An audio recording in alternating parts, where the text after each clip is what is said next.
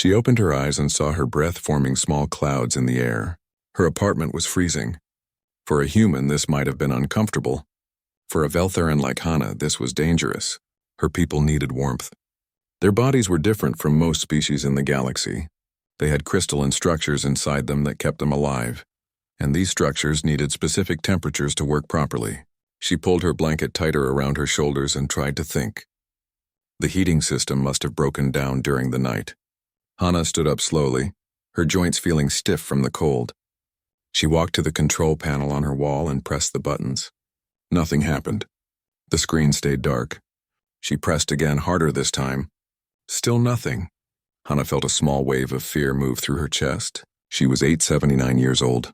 She had lived through wars, famines, and the collapse of 2 governments. She had seen things that would terrify most beings in the galaxy. But right now in this cold apartment, she felt vulnerable in a way she had not felt in centuries. She went to her communication device and started searching for repair services. Velthera Prime was a massive space station, home to millions of beings from hundreds of different species. Surely someone could fix a simple heating system. The first company she called was Velthera Heating Solutions. A young Veltheran male appeared on her screen. He looked barely 100 years old. "How can I help you?" he asked. "My heating system has failed," Hana said. "I need it repaired immediately." The young man asked her several questions about her system. When she told him it was a Mach 7 fusion thermal regulator, his expression changed. "I'm sorry," he said. "We don't service those models anymore. They're too old. I recommend you replace the entire system." "Replace it? That would cost thousands of credits." "Yes, but those old systems are impossible to repair. The parts don't exist anymore." "I'm sorry." He disconnected. Hana felt anger rising in her chest. She called another company, then another, then another. Each time the response was the same. The Memcon was too old. Nobody had parts. Nobody knew how to fix it. Everyone wanted her to buy a completely new system that she could not afford. By the time she had called the 10th company, Hana was shivering constantly. Her fingers were becoming difficult to move. She knew she needed to find a solution soon, or she would need to go to a medical facility. That would be expensive too and embarrassing besides. She looked through the station directory one more time, searching for any repair service she had not tried yet. Near the bottom of the list, she found something different. Taemin's Universal Repairs. No job too strange or too old. The address was in the lower levels of the station, in a section where many humans lived. Humans. Hana knew about them, of course. Everyone in the galaxy knew about humans now. They had joined the galactic community only about 60 years ago. They were short-lived creatures, barely lasting a century if they were lucky. They were also known for being unpredictable. Some people said humans were dangerous and reckless. Others said they were surprisingly clever. Hana had never actually spoken to a human before. She looked at the cold walls of her apartment and made a decision. She had no other options. She called the number. A human face appeared on her screen. He was young by human standards, maybe 30 or 40 years old. He had dark hair and a friendly smile. "Taemin's Universal Repairs, how can I help you?" "My heating system is broken," Hana said. "It's a Mach 7 fusion thermal regulator." She expected him to refuse like all the others. Instead, his eyes grew wide and his smile got bigger. Mach 7, really? I've read about those.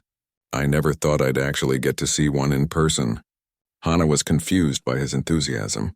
This was a crisis, not something exciting. "Can you fix it or not?" "I can try," Taemin said. "I can't promise anything until I see it, but I've got some manuals and schematics for those old systems." "Where are you located?" Hana gave him her address.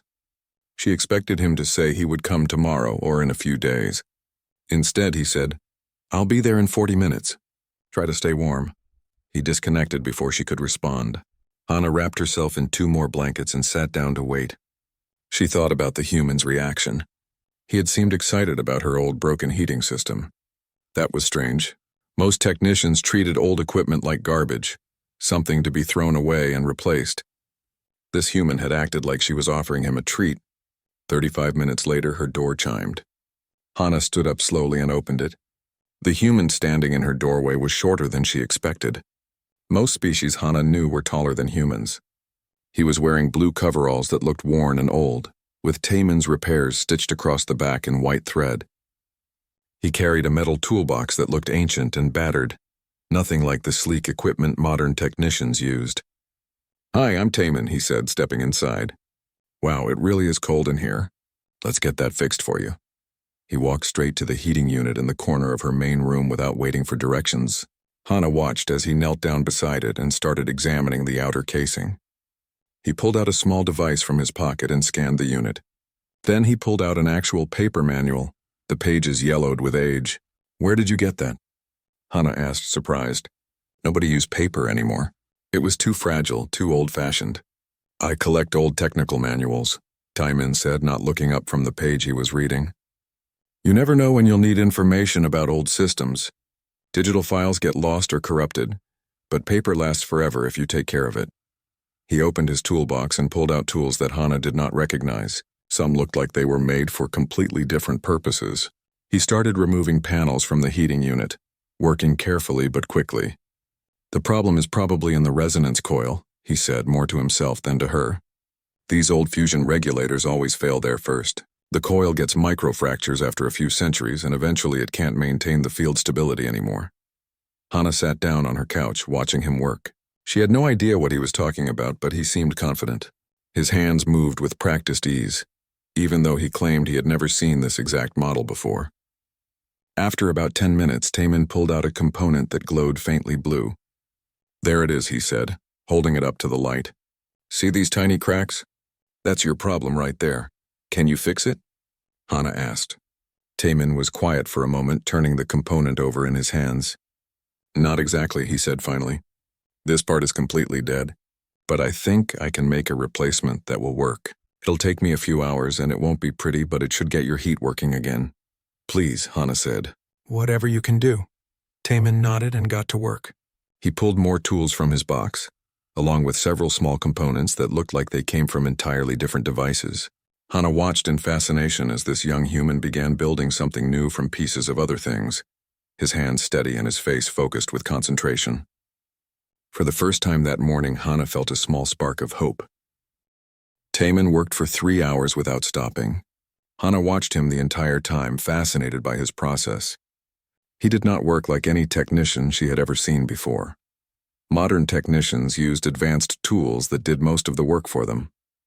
They scanned a broken system, ordered replacement parts from a database, and installed them according to precise instructions. It was clean, efficient, and standardized. Every technician in the galaxy learned the same methods, used the same tools, followed the same procedures. Taman was different. He improvised. He took a component from what looked like a food processor and modified it with a handheld grinding tool.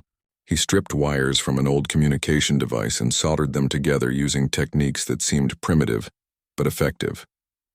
He tested each piece multiple times, making tiny adjustments until everything fit together exactly right. "Where did you learn to do this?" Hana asked at one point. Taman looked up from his work and smiled. "My grandfather was a plumber back on Earth. He taught me when I was a kid. He always said that understanding why something works is more important than just knowing which button to press. If you understand the principles, you can fix anything, even if you don't have the right parts." "But this is alien technology," Hana said. "How can Earth plumbing knowledge help you fix a Veltheran fusion regulator?" "Physics is physics," Taman said, returning to his work. "Heat transfer, fluid dynamics, energy conversion. These principles work the same everywhere in the universe. Your people and my people just found different ways to apply them. Once I understand what your system is trying to do, I can usually figure out how to make it work again." Hana thought about this. She had lived for 879 years and had never considered technology from this perspective.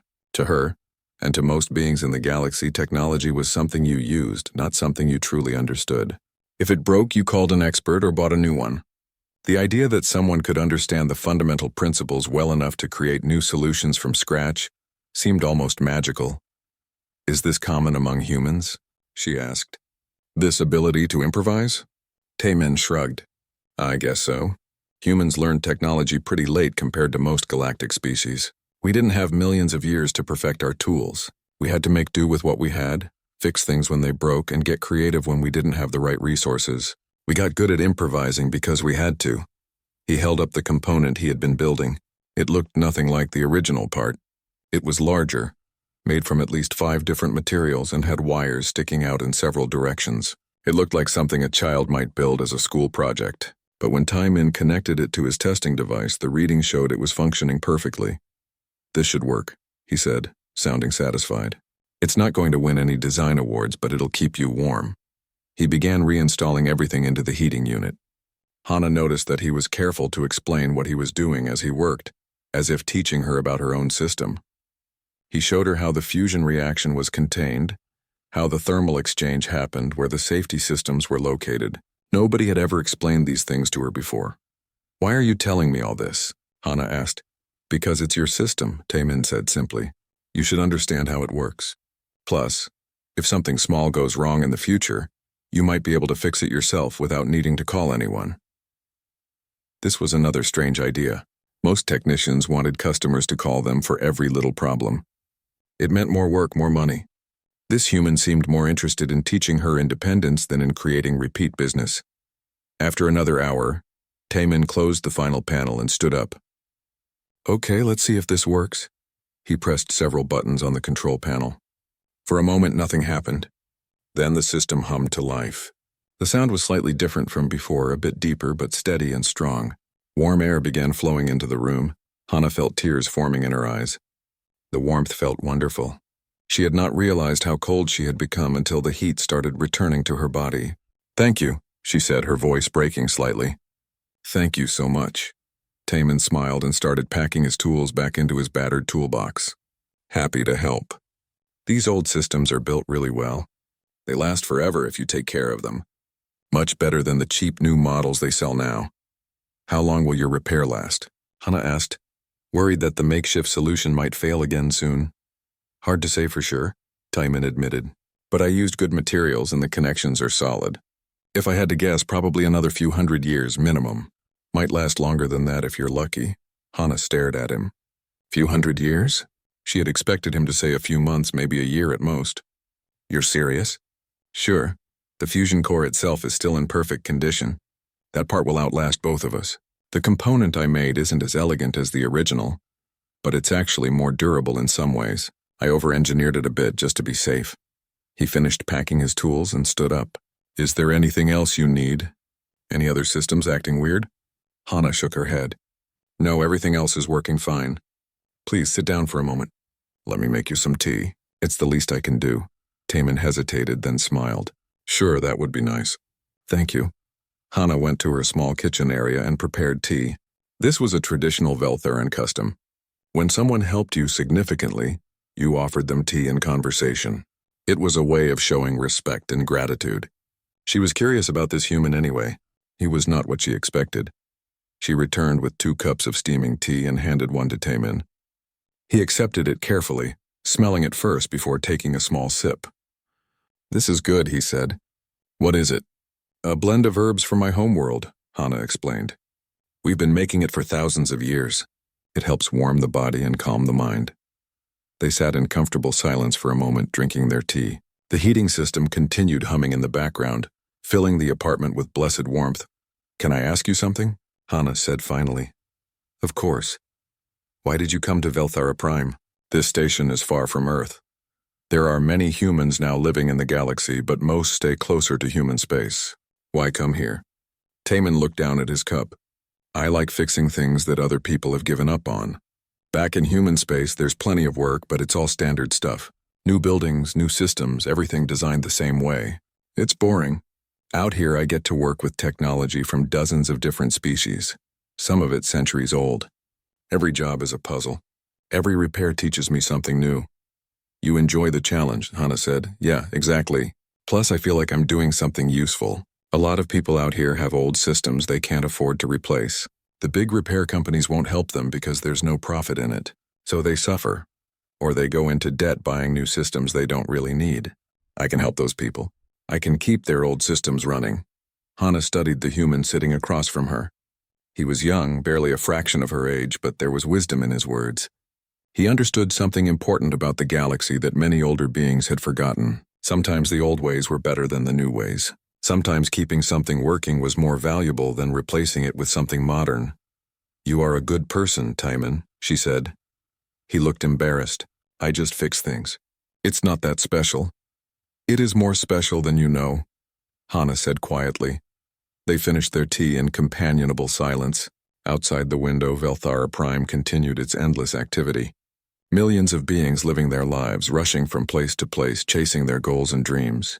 Inside the small apartment, an 879-year-old alien woman and a young human plumber had found an unexpected moment of peace and connection.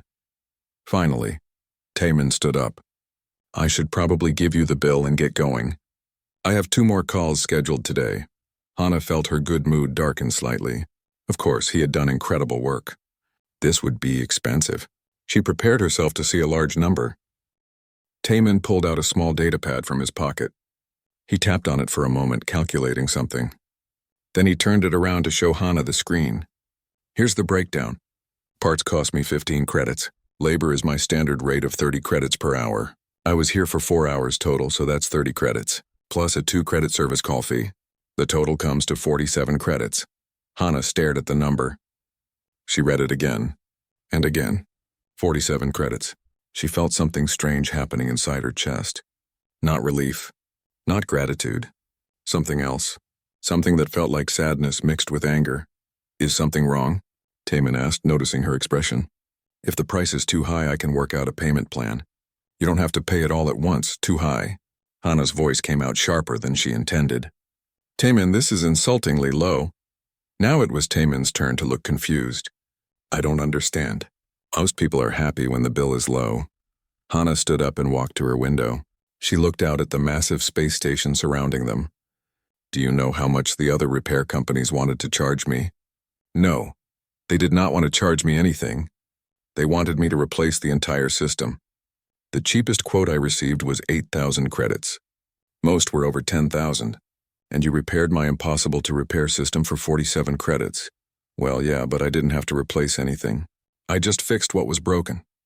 That's a lot cheaper. Hana turned to face him. Taemin, what you did today was not simple.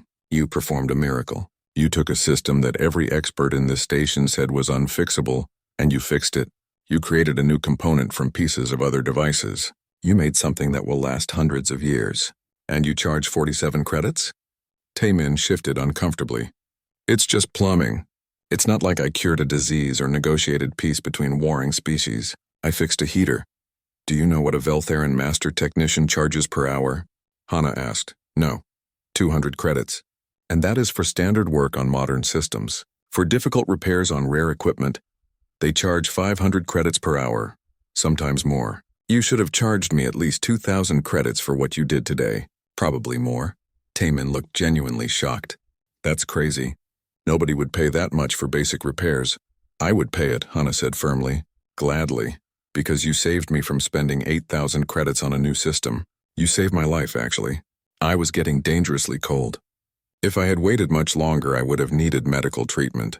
That would have cost another 1,000 credits minimum. She walked back to the couch and sat down feeling suddenly tired. Taemin, I need you to understand something. You are not charging enough. Not even close. But people need help, Taemin protested. If I charge too much, they can't afford my services. I became a repair technician to help people, not to get rich. And that is admirable, Hana said. But you are not helping anyone by undervaluing yourself. You are teaching the galaxy that human expertise is cheap. You are telling everyone that human work is not worth much. Do you understand what that means? Taemin sat back down, looking troubled. I never thought about it that way. Hana leaned forward. Listen to me. I have lived for 879 years. I have seen many things. I have watched entire species rise and fall. I have seen how the galactic economy works. And I can tell you with certainty that you humans are making a terrible mistake. What mistake? You are undervaluing yourselves. All of you. I have watched the human community here on Velthara Prime for the past few years. Human restaurants charge half what other restaurants charge. Human mechanics offer repairs for incredibly low prices. Human teachers work for salaries that other species would refuse. Why? Taemin thought for a moment. I guess because we're new here. We're trying to establish ourselves. We want people to give us a chance. If we charge less, more people will hire us. That is exactly the problem, Hana said. You are establishing a precedent. You are teaching the galaxy that human labor is cheap. Once that idea takes root, it becomes very difficult to change. Do you know what happens to species that are seen as cheap labor in the galactic economy? No, they become servants. They work hard, they provide valuable services, but they never accumulate wealth or power. They are always at the bottom, no matter how skilled they become. Is that what you want for humanity? Taemin looked down at his hands.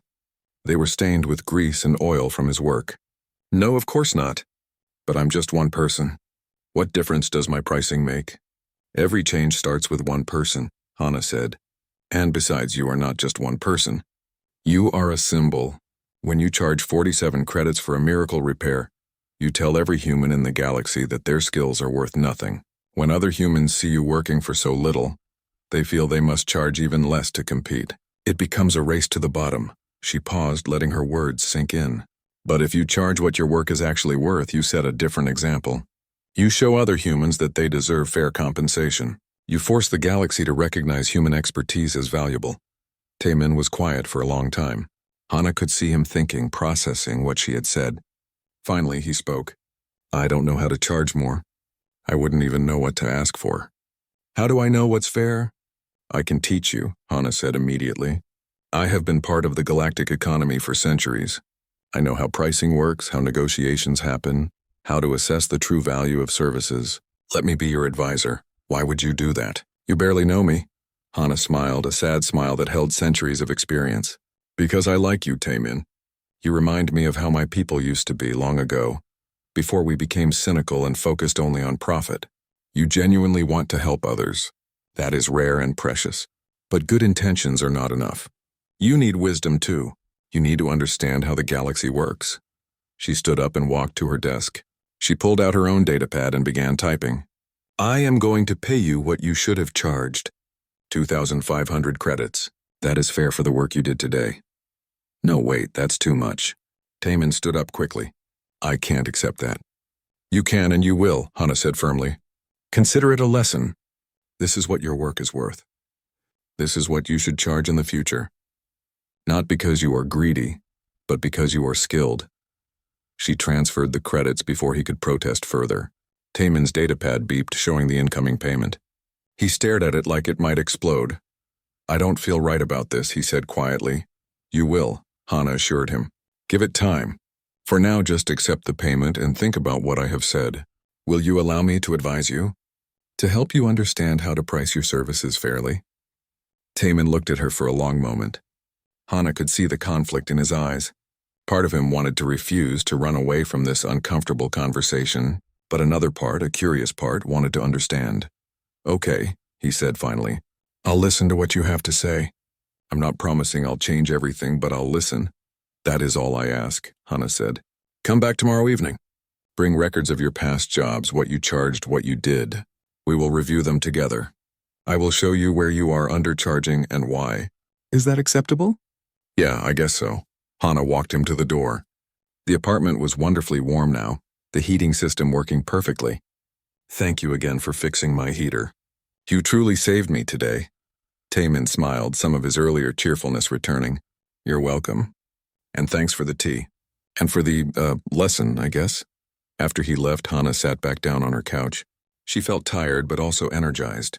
She had lived for 879 years, and for much of that time she had simply existed. She worked, she maintained her apartment, she watched the galaxy turn. But she had not felt truly engaged with life in a very long time. Now suddenly she had a purpose. She had found someone worth helping, someone who could make a real difference. This young human with his battered toolbox and his generous heart represented something important.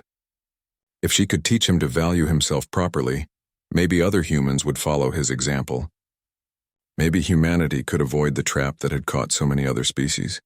It was a small hope, perhaps foolish. But Hana had lived long enough to know that sometimes small hopes were the most important ones. Taemin returned the next evening carrying a worn data tablet. He looked nervous. Hana welcomed him inside and offered tea again. This was becoming their ritual. Did you bring your job records? Hana asked once they were both settled. Yeah. Taemin handed her his tablet. Everything from the past 2 years. Every job I've done on Velthara Prime. Hana began scrolling through the records. Her expression grew more troubled with each entry she read. Finally, she set the tablet down and looked at Taemin with something close to despair. This is worse than I thought. What do you mean? Hana picked up the tablet again. Let me read you some examples. 3 months ago, you repaired a water recycling system for a Korthan family. The system was contaminated with a biological agent that was making them sick. You spent 12 hours identifying the contamination, designing a filtration solution, and rebuilding the entire purification matrix. You charged them 90 credits. They were sick, Taman said, and they had kids. I couldn't charge them a lot when their family was suffering. A standard decontamination job costs at least 500 credits, Hana said. You designed a custom filtration system. That alone should have been another 1,000 credits. You should have charged them 2,000 credits minimum. They would have paid it gladly to have clean water again. She scrolled further. Here's another one. 2 months ago, you fixed a gravity regulator in a cargo bay. The owner of the bay said the regular technicians told him it would cost 4,000 credits to replace. You repaired it for 120 credits. It was just a calibration problem, Taman protested. It took me 6 hours, but I didn't need any special parts. Do you know how much cargo that bay handles per day? Hana asked. No, I looked it up. That bay processes about 50,000 credits worth of cargo every single day. When it was broken, the owner was losing money every hour. You saved his business. He would have paid you 5,000 credits without blinking. Instead, you charged him barely enough to cover your time. Taman shifted uncomfortably. He seemed like he was struggling. I wanted to help. Hana set the tablet down and looked at him seriously. Taman, you have a kind heart. That is beautiful. But you need to understand something important. These people you are helping, most of them are not struggling. They are taking advantage of you. What? No, they wouldn't do that. Look at the cargo bay owner, Hana said, pulling up the records again. His name is Kelvin. I know him slightly. He owns 4 cargo bays on this station. He is quite wealthy. When he told you he couldn't afford the replacement cost, he was lying. He absolutely could afford it. But why would he pay 4,000 credits when you would do it for 120? Taman looked shocked, but he seemed so worried about the cost. Of course he did. That is how business works in the galaxy. Everyone tries to pay as little as possible. It is not personal. It is just economics. But when you charge so little, you are not being kind. You are being foolish, the word stung. Hana could see Taman flinch. She softened her tone. I do not mean to hurt you, but you need to hear the truth. Let me show you something else. She pulled up her own datapad and transferred some files to his tablet. These are the average rates for various repair services on Velthara Prime. Compare them to what you charge. Taman looked through the files. His eyes grew wider as he read. These prices are so much higher than mine. Yes, now look at this. Hana transferred another file. These are customer satisfaction ratings for various repair services. See where human-run businesses rank? We're at the top, Taman said, surprised. Exactly. Human repair services have the highest customer satisfaction ratings on the entire station. You do better work than anyone else. You are more creative, more reliable, and more thorough, but you charge the least. Do you see the problem? Taman was quiet for a moment. I'm giving away quality work for cheap prices. Yes, and it gets worse. Hana pulled up another document.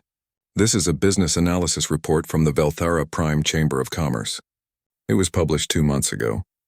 There is a section about human businesses. May I read it to you? Sure. Hana cleared her throat and began reading. Human service providers represent an emerging market disruption on Velthara Prime. Their willingness to work for significantly below market rates has begun to pressure established businesses to lower their prices. However, this is seen as unsustainable. Economic analysts predict that human businesses will either adjust their pricing upward to sustainable levels, or they will collapse within 5 to 10 years due to inability to maintain adequate profit margins for reinvestment and growth. She looked up from the datapad. Do you understand what this means?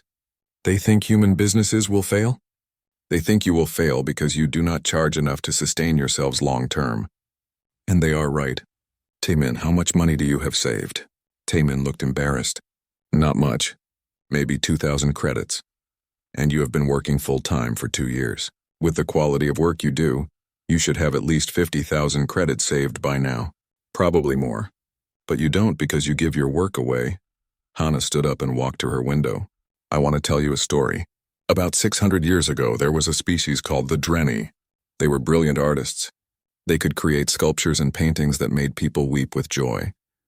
When they joined the galactic community, everyone wanted Drenny art. What happened to them? Taemin asked. They undervalued themselves. They thought art should be accessible to everyone, so they charged very little. Other species bought their art cheaply and resold it for huge profits. The Drenny artist worked constantly but stayed poor. Eventually, they became bitter. Their art suffered. Within 200 years, Drenny art was seen as cheap and common. They went from being celebrated masters to being seen as primitive crafters.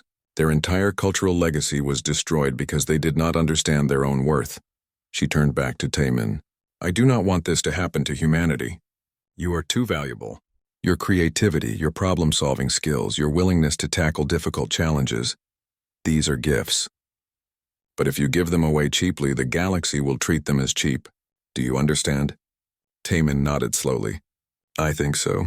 But it feels wrong to charge people more. I became a repair technician to help people, not to make money.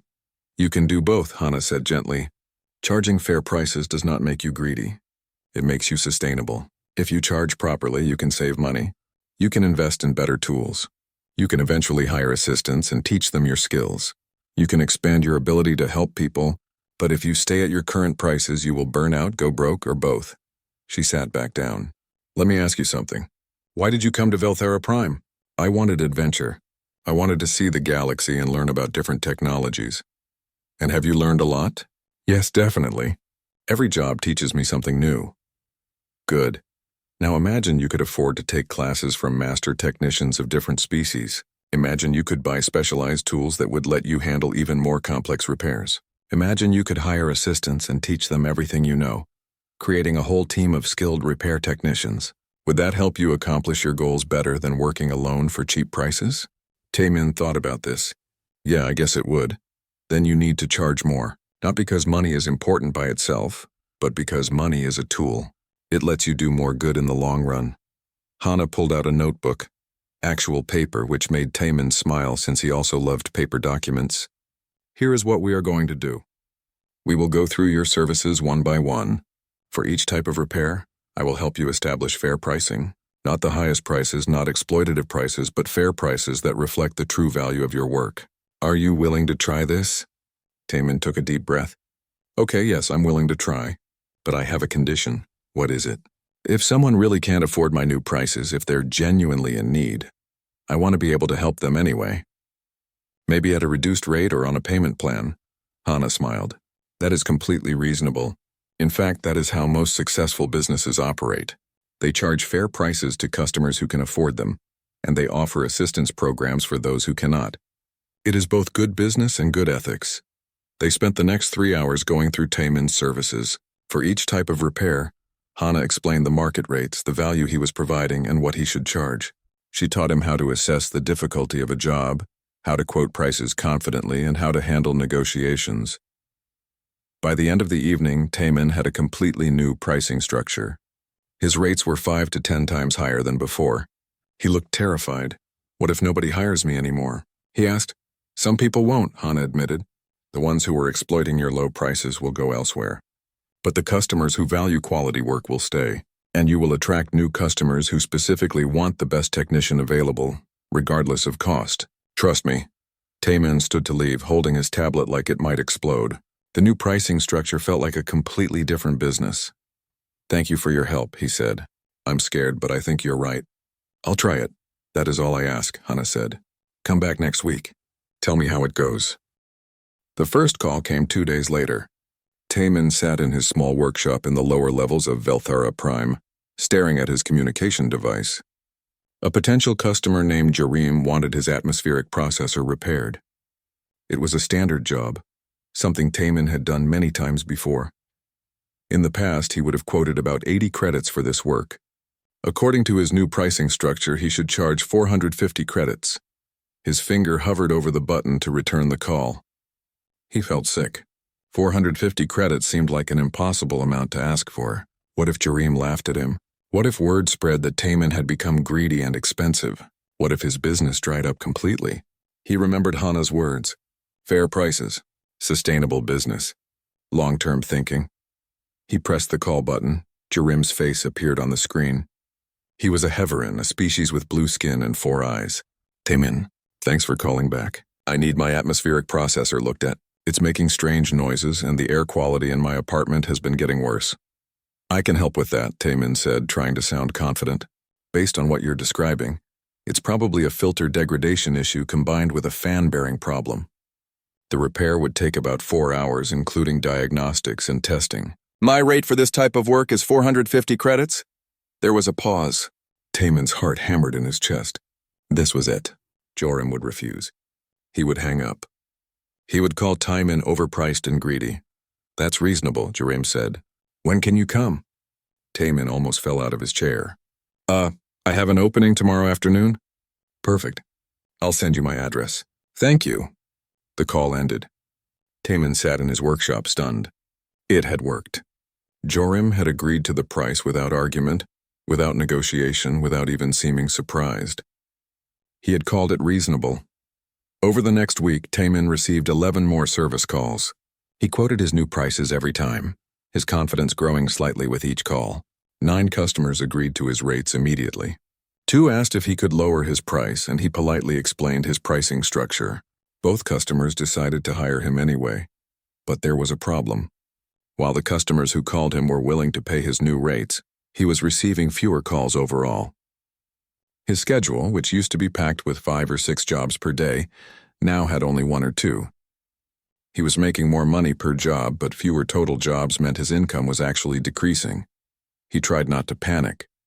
Hana had warned him this might happen initially, but watching his calendar stay mostly empty was frightening. On the 8th day after implementing his new prices, Taemin received a call from someone he recognized. Kelvin, the cargo bay owner who had paid him 120 credits for a repair that should have cost thousands. Taemin, I've got another problem with Bay 3. Different system this time. Can you come take a look?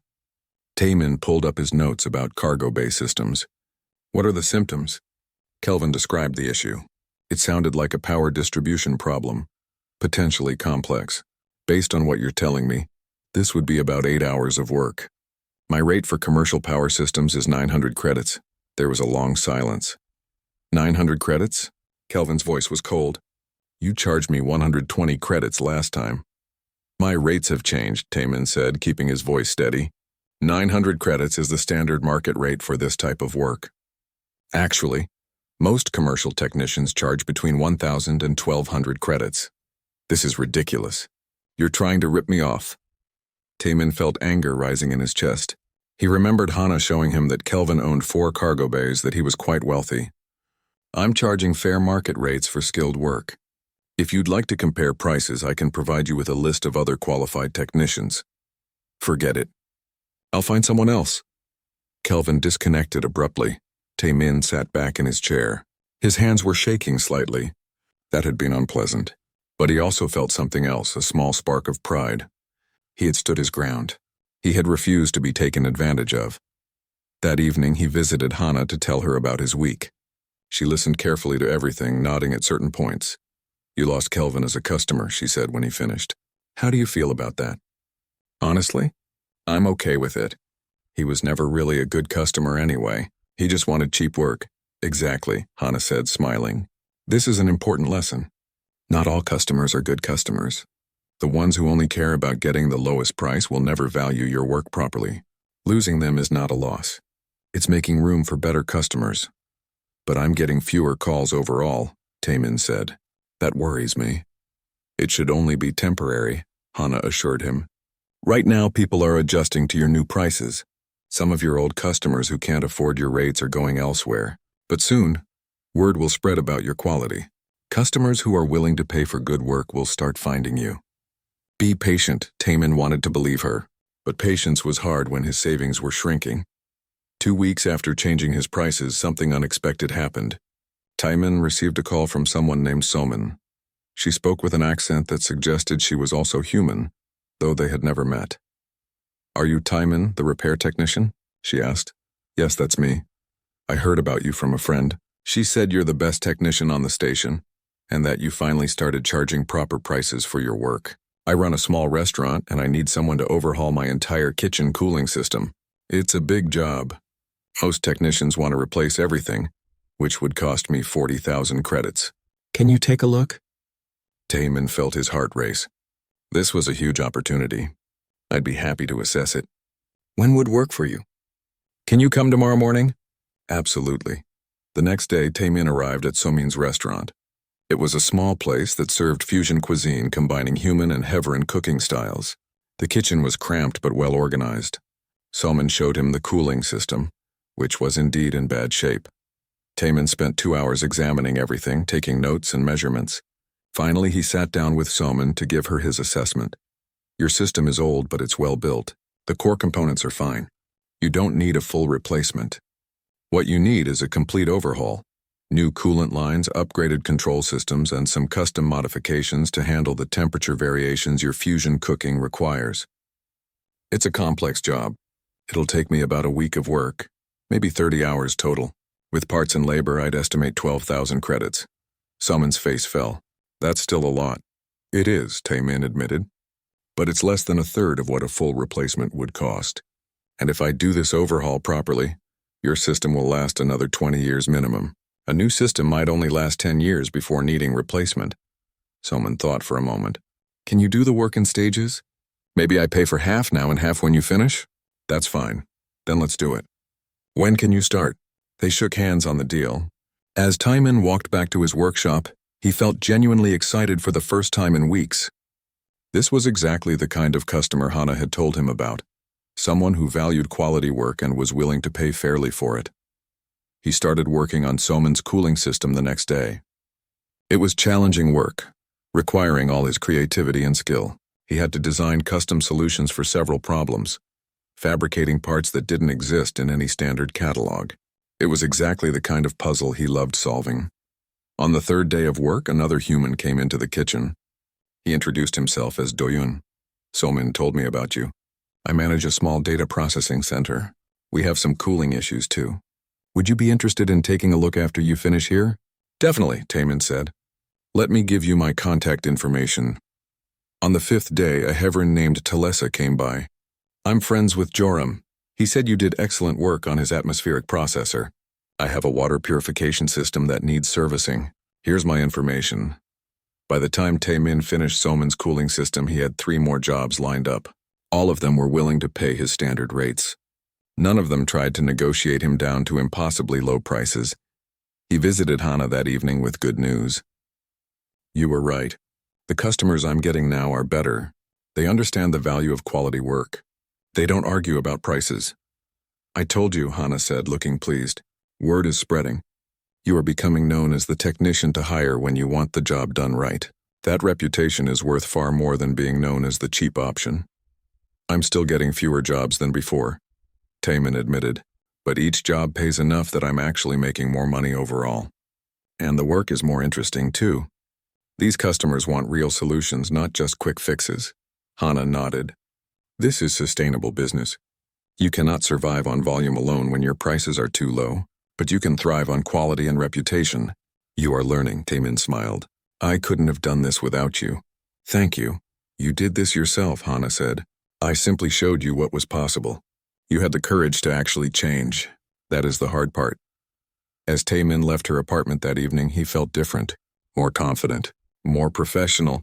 He was starting to understand that charging fair prices was not greedy. It was respectful. Respectful to himself and respectful to his customers, who received quality. 3 months passed. Taemin's business transformed completely. He was booked solid 2 weeks in advance. His reputation spread throughout Velthera Prime. When you needed complex repair work done right, you called Taemin. His rates were not the cheapest, but his work was the best. He had saved more money in 3 months than in his entire first 2 years on the station. With his savings, he bought better tools, including a molecular fabricator that let him create custom parts with incredible precision. This made his repairs even better and faster. One evening, Taemin was finishing a job in the commercial district when he noticed a small crowd gathered around a storefront. Curious, he walked over.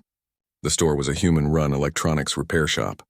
The owner, a human woman named Jiwoo, was arguing with a Veltheran customer. Your prices are too high, the Veltheran was saying loudly. Last year you charged me 40 credits to fix my communicator. Now you want to charge 120 credits for the same service. This is exploitation.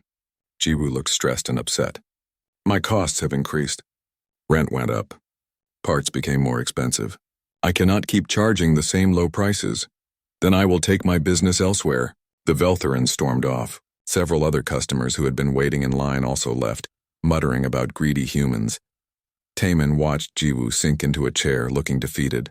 He approached her shop. Hi, I'm Taemin. I run a repair service on the other side of the station. Can I talk to you for a minute? Jiwoo looked up, recognizing his name.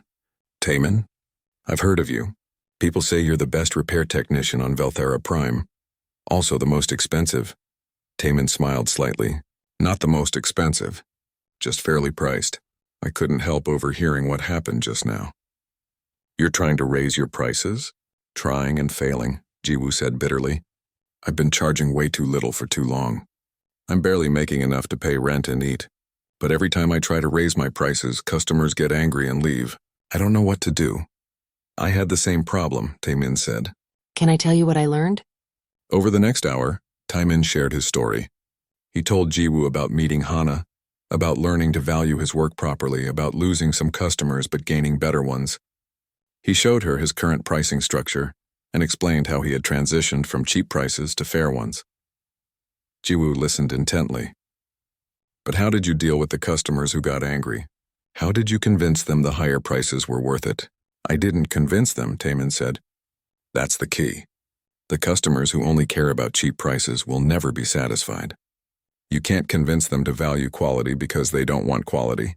They just want cheap. You have to let those customers go and focus on finding customers who understand value. What if there aren't enough of those customers?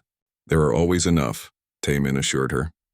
Trust me, every species in the galaxy has individuals who care about quality. You just need to reach them. And there are more humans coming to Velthera Prime every month. Many of them would rather support a human business, especially one that does good work. Jiwoo thought about this. I'm scared. What if I raise my prices and lose too many customers? What if I can't pay rent? I'll tell you what someone told me, Taemin said. You're going to fail anyway if you keep charging too little. You'll burn out or go broke or both. Raising your prices is scary, but it's the only way to build something sustainable. And if you want, I can introduce you to Hana. She's the one who taught me all this. She's brilliant at understanding galactic economics. The ancient Veltheran woman? I've heard rumors about her helping human businesses. She is, and she genuinely wants to help. I think she sees something special in humanity that she wants to protect. Before Jiwoo could respond, another human rushed into the shop. His name was Hyun, and he ran a small shipping coordination service. Jiwoo, I heard what happened with that Veltheran customer. Don't let him bully you. Your work is great. You should charge more, not less. Another human arrived, Mireille, who owned a small clothing alteration shop. I agree. I finally raised my prices last month. I was terrified. But you know what? My best customers stayed. The cheap ones left, but good riddance. Now I'm actually making enough money to hire an assistant. Soon, 6 human business owners were crowded into Jiwoo's small shop, all sharing similar stories. They had all been charging too little. They were all struggling. Many of them had heard about Taemin's success and were trying to follow his example. Taemin looked at these people and felt something shift inside him. This was bigger than just his own business. This was about the entire human community on Velthera Prime. Listen, he said, raising his voice to get everyone's attention. I think we should meet regularly. Share information, support each other, learn together. We're all facing the same challenges. We should face them together. Everyone agreed enthusiastically. They decided to meet once a week at a community space in the human quarter. Taemin said he would invite Hana to their first meeting to share her insights. When Taemin told Hana about this, she was delighted. This is exactly what needs to happen. Individual change is good, but collective change is powerful. When a whole community decides to value itself properly, that is when real transformation occurs. The first meeting had 12 human business owners. Hana attended and gave a presentation about galactic economics, fair pricing, and sustainable business practices. She explained the mistakes she had seen other species make and how humans could avoid them. The second meeting had 23 attendees. Word was spreading. Human business owners throughout Velthera Prime were hungry for this information. By the fourth meeting, they had formed an official organization, the Human Business Alliance of Velthera Prime. They created guidelines for fair pricing in different industries. They established mentorship programs where successful business owners helped newer ones. They even started a loan fund to help human businesses invest in better equipment and training. Not everyone was happy about these changes. Some of the established alien businesses that had been benefiting from cheap human labor complained. A few even tried to start rumors that humans were forming a cartel to fix prices illegally. But Hana shut those rumors down quickly. She used her connections and her reputation to explain publicly that humans were simply charging fair market rates, not colluding to overcharge. She pointed out that human prices were still generally lower than equivalent services from other species. They were just no longer ridiculously cheap. 6 months after Taimin had first met Hana, the human community on Velthara Prime looked completely different. Human businesses were thriving. Human business owners walked with more confidence. They were respected as skilled professionals, not just cheap labor. Samen's restaurant expanded to twice its original size. Jiwoo hired 2 assistants and moved to a larger shop. Hyun's shipping coordination service landed several major contracts. Mirai opened a second clothing shop, and it was spreading beyond Velthara Prime. Humans on other stations heard about what was happening and started implementing similar changes. The Human Business Alliance model was copied on 3 other major stations. One evening, Taimin and Hana sat in her apartment, drinking tea and watching the station activity through her window. "You started something important," Hana said. "You know that, right?" "We started it together," Taimin corrected. "I would still be charging 47 credits for miracle repairs if you hadn't taught me better." "Perhaps, but you had the courage to change. And more importantly, you shared what you learned with others. That is what created real impact. One person changing is good. A community changing together is revolutionary." Taimin smiled. "I got a message today from a human business owner on Kelvora Station. She said they're starting their own Human Business Alliance chapter there. She asked if I had any advice. Well, what did you tell her?" "I told her to find an elder mentor from a long-lived species. Someone who understands how the galactic economy really works. Someone who can teach wisdom along with business skills. That's what made the difference for us." Hana felt warmth in her chest. "That is good advice." They sat in comfortable silence for a while. Then Taimin said, "I've been thinking. I'm making good money now. More than I need, honestly. I want to start a scholarship fund to help young humans get technical training. Maybe sponsor a few apprentices. Would you help me set that up properly?" "Of course," Hana said. "But I have a condition." "What's that?" "At least one scholarship spot must go to a non-human student. I know you want to help your own species, and that is admirable. But humans should not become isolated. You need to build bridges with other species too." Taimin thought about this. "You're right. Let's make it 50-50. Half the scholarships for humans, half for other species.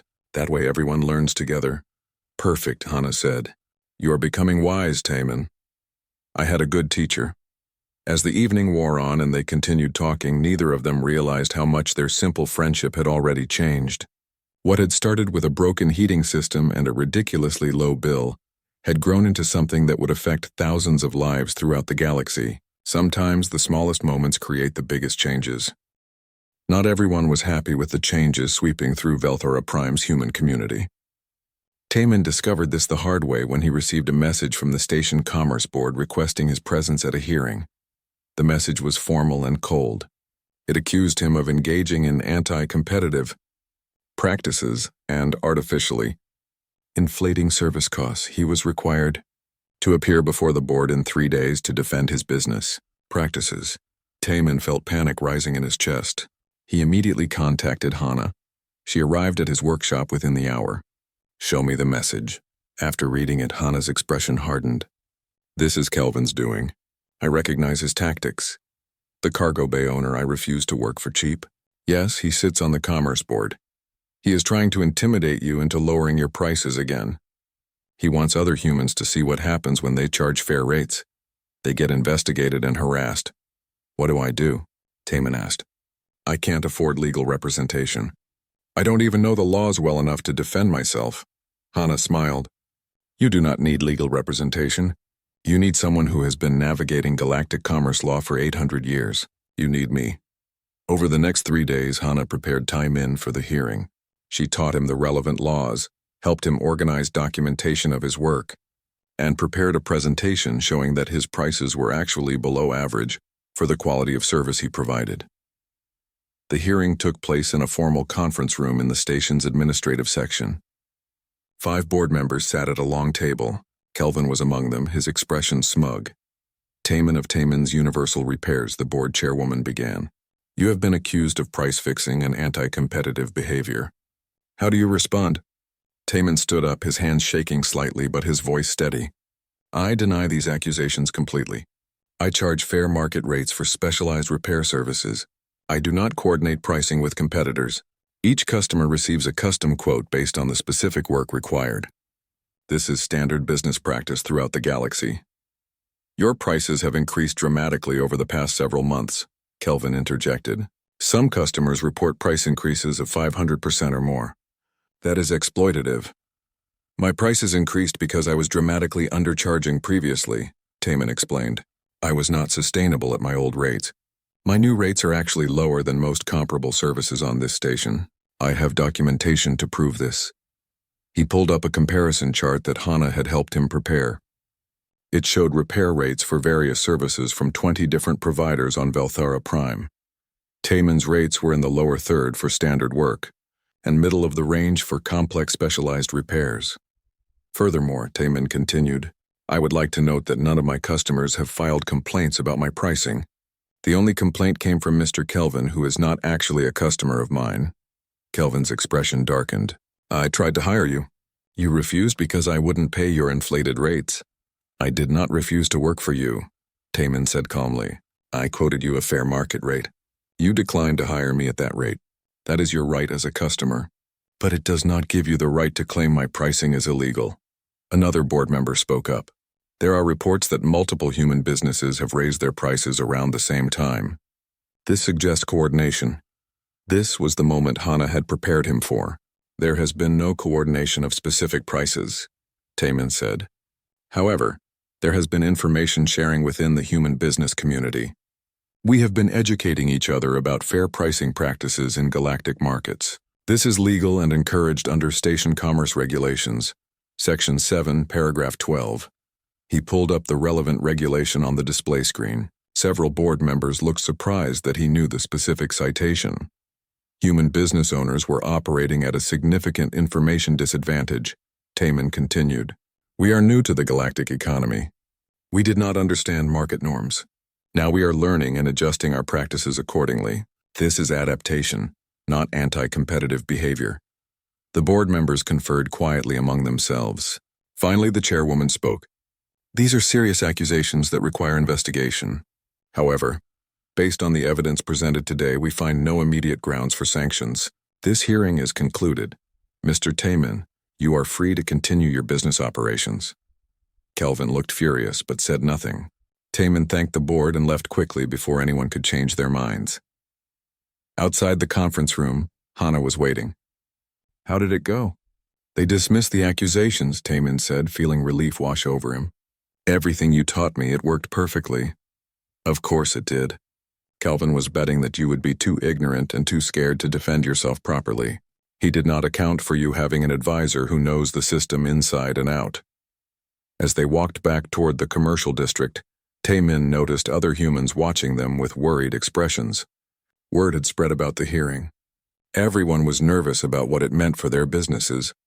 Taemin made a decision. We need to have an emergency human business alliance meeting. Tonight. Everyone needs to know what happened and how to protect themselves if they face similar harassment. That evening, over 40 human business owners crowded into the meeting space. Taman explained what had happened at the hearing. He shared the strategies Hana had taught him for defending fair pricing practices. He emphasized the importance of documentation and knowing the relevant regulations. They are going to try to intimidate us back into charging cheap prices, Taman said. We cannot let them succeed. We need to support each other. If any of you receives a similar complaint or investigation notice, contact me immediately. We will help you prepare, just like Hana helped me. A human named Unji stood up. She ran a small manufacturing operation. This isn't just happening here. I have friends on other stations. They're reporting similar harassment. Some aliens who benefited from cheap human labor are pushing back hard against price increases. Then we need to organize beyond just Velthara Prime, another voice called out. We need a galaxy-wide network. The idea took hold quickly. Over the following weeks, the Human Business Alliance expanded rapidly. Chapters formed on 12 different stations. They shared information, legal resources, and support strategies. When one human business owner faced harassment or false accusations, dozens of others rallied to help. Not all the pushback came from aliens. Some humans criticized the alliance too. A human named Chang Min ran a cleaning service and deliberately kept his prices very low. "You're all being greedy," he said at one meeting he attended specifically to complain. "I came to the galaxy to help people, not to get rich. I'm proud to offer cheap services that anyone can afford." Taemin felt tired of this argument. He had heard it many times now. "Changmin, what is your hourly profit after expenses?" "About 3 credits per hour." "And how many hours do you work per week?" 60, 70 sometimes." "So you are working yourself to exhaustion for barely enough money to survive, and you call this helping people?" Changmin looked defensive. "At least I'm not exploiting anyone." "You are exploiting yourself," Hana said gently. She had been sitting quietly in the back of the room. "And you are teaching the galaxy that human labor is worth 3 credits per hour. When other species see this, they will expect all humans to work for similarly low wages. You are not just hurting yourself. You are hurting every human trying to build a life in the galaxy. But if I charge more, poor people won't be able to afford my services." "Then offer a sliding scale," Hana suggested. "Charge fair rates to customers who can afford them. Offer discounts to those who genuinely cannot. Many successful businesses operate this way, but do not charge everyone poverty wages just because some people are poor. That is not kindness. That is self-destruction." Changmin left the meeting angry, but several other business owners who had been silent spoke up to agree with Hana. They had been feeling guilty about raising prices, worried they were being selfish. Hearing that fair pricing was actually better for everyone helped ease their concerns. The alliance continued growing. They started publishing guidelines and best practices. They created training programs to help new human businesses avoid the mistakes earlier ones had made. They established a legal defense fund to help any member who faced harassment. 6 months after the hearing, Taemin received an unexpected message. It was from the Galactic Small Business Federation, one of the largest trade organizations in known space. They wanted to invite a representative from the Human Business Alliance to speak at their annual conference about sustainable pricing strategies for emerging species. Taemin immediately thought of Hana, but when he suggested it, she shook her head. "This should be a human representative," she said. "It carries more weight that way." "You should do it." "Me? I'm just a plumber." "You are a successful business owner who learned to value his work properly and then taught others to do the same. You are exactly the right person to share this message." Taemin felt terrified at the prospect, but he also felt honored. "Will you help me prepare the presentation?" "Of course. We will show the galaxy that humans are not just cheap labor. We are innovative, skilled, and worthy of fair compensation." The Galactic Small Business Federation Conference took place on Nexus Station, one of the largest and oldest space stations in known space. Taemin had never seen so many different species gathered in one place. The conference hall held thousands of beings representing hundreds of worlds. Hana came with him for moral support, though she insisted on sitting in the audience rather than on stage. "This is your moment," she had said. "You earned it." Taemin stood backstage waiting for his introduction. His hands were sweating. He had practiced his presentation dozens of times, but speaking in front of thousands of galactic business leaders was terrifying. The conference moderator, a tall Thesian with silver skin, stepped to the podium. "Our next speaker represents a relatively new species in the galactic community, but one that has been making waves in local economies throughout several systems. Please welcome Taemin, founder of the Human Business Alliance." Taemin walked onto the stage. The applause was polite but not enthusiastic. He could feel the skepticism in the room. What could a human, barely 60 years into galactic society, possibly teach species that had been conducting interstellar commerce for millennia? He reached the podium and took a breath. Then he began. "1 year ago, I charged 47 credits to repair a heating system that every other technician on Velthera Prime said was impossible to fix. The repair took me 4 hours and required me to fabricate a custom component from scratch. 47 credits." He paused, letting the number sink in. He saw several beings in the audience exchange glances. The customer was an 879-year-old Veltharan woman named Hana. Instead of being happy about the low price, she was disheartened. She told me I was insulting myself and my entire species by charging so little for such valuable work. I did not understand what she meant. Today I am here to share what I learned, because I believe this lesson applies to many emerging species entering the galactic economy. For the next 40 minutes, Taemin told his story. He explained how humans had been systematically undervaluing themselves out of a combination of ignorance, kindness, and insecurity. He showed data demonstrating how this was creating unsustainable businesses that would inevitably fail. He presented case studies of human businesses that had transformed after adopting fair pricing models, but he also went deeper. He talked about why this happened to emerging species, about how desperation to be accepted made them willing to work for almost nothing, about how established species sometimes exploited this desperation, consciously or unconsciously, about how the cycle perpetuated itself until someone broke it. Fair pricing is not greed, Taemin said, his voice growing stronger as he approached his conclusion. Fair pricing is respect. When I charge a fair rate for my work, I am telling the galaxy that human expertise has value. I am telling other humans that their skills matter. I am building a foundation for sustainable success rather than temporary acceptance bought with poverty wages. He pulled up his final slide. It showed the economic outcomes for human businesses on Velthara Prime before and after the Human Business Alliance was formed. Average income had increased by 400%. Business failure rates had dropped by 60%. Customer satisfaction scores had actually improved slightly, because businesses charging sustainable rates could afford better tools and more training. The lesson here is not just for humans, Taemin concluded. Any species entering the galactic economy faces similar challenges. We need to support emerging species in understanding their worth. We need to create information networks that help them avoid the mistakes we made. And we need to recognize that a healthy galactic economy requires all participants to charge sustainable prices. When any group works for poverty wages, it distorts the entire market and creates suffering. He stepped back from the podium. For a moment, there was silence. Then someone in the audience began clapping. Then another. Then the entire hall erupted in applause. Taemin saw beings standing, some of them cheering. He looked for Hana in the crowd and found her. She was standing too, tears running down her crystalline face, clapping harder than anyone. After his presentation, Taemin was surrounded by beings wanting to talk to him. Representatives from a dozen different emerging species asked for advice on forming similar alliances. Established business leaders praised his insights and asked how they could help support fair pricing initiatives. But the most meaningful conversation came from an elderly Korthan businessman named Vrel. He approached Taemin with a somber expression. Your presentation made me realize something.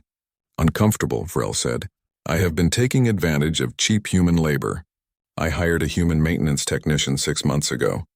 I pay her 60 credits per day for work that I would pay a Korthan technician 200 credits for. I told myself I was giving her an opportunity, helping her get established. But really, I was exploiting her desperation. What will you do? Taemin asked. I will raise her pay to match what I pay my other technicians. And I will apologize. Vrel looked directly at Taemin. Thank you for opening my eyes. Sometimes we do harm without realizing it. That conversation was repeated in various forms throughout the conference. Taemin's presentation had struck a chord. It made people examine their own practices and recognize patterns they had been blind to. On the final day of the conference, the Federation announced a new initiative. They would create a support program for emerging species businesses, providing education about fair pricing, market norms, and sustainable business practices. The program would be called the Hana Initiative, named after the Veltharan woman who had started it all by refusing to accept an insultingly low bill. When Taemin told Hana about this, she was speechless for the first time since he had met her. They named it after me, she finally managed to say. Your insight changed everything, Taemin said. You saw a problem that nobody else recognized. You had the courage to intervene in a stranger's life. You taught me and I taught others, and now the ripples have spread across the galaxy. Of course they named it after you. Hana wiped her eyes. I am 879 years old. I have done many things in my life. But this might be the most important thing I have ever done. They were sitting in her apartment again, drinking tea. the repaired heating system humming contentedly in the background. A year had passed since that cold morning when everything changed. "What will you do now?" Hana asked. "Your business is thriving. The alliance is established. You have achieved everything you set out to do." Taemin smiled. "Actually, I have a new plan. I want to hire apprentices, 2 humans and 2 non-humans, just like we discussed. I want to teach them not just technical skills, but also how to value themselves properly, how to build sustainable businesses, how to avoid the mistakes I made. That is wonderful, but I sense there is more." "There is?" Taemin looked slightly embarrassed. "I want to write a book. A practical guide for emerging species entrepreneurs. Everything I learned, everything you taught me, all organized and explained clearly. I want it to be available to any being trying to start a business in the galactic economy." "You should do it," Hana said immediately. "You have valuable knowledge that others need, and you have a gift for explaining complex ideas simply. Will you help me write it?" "Of course. We make a good team." Over the next year, they worked on the book together. Taemin provided the practical business experience and the perspective of someone learning to navigate galactic commerce. Hana provided historical context, economic theory, and wisdom accumulated over centuries. The book was published under both their names, Fair Exchange, a practical guide to sustainable business in the galactic economy. By Taemin and Hana, it became unexpectedly popular, not just among humans but among many species. Young entrepreneurs across the galaxy read it and learn to value their work properly. Established business owners read it and examine their own practices. It sparked conversations about fair trade, exploitation, and economic justice throughout galactic society. The Human Business Alliance continued to grow. Within 3 years, there were chapters on 47 stations and colonies. Human businesses throughout the galaxy were thriving, respected for their quality and innovation rather than exploited for cheap labor. But the impact went beyond just humans. Other emerging species saw what humans had accomplished and formed their own alliances. The Korthan Workers Cooperative was established. The Brenali Artisan Guild formed. The Thaxian Technical Society organized. Each group learned from the human example and adapted it to their own needs. 5 years after Taemin had first met Hana, he stood in his workshop, now much larger and employing 6 technicians, and reflected on everything that had changed. His 4 apprentices had graduated and started their own successful businesses. His book was in its 3rd printing.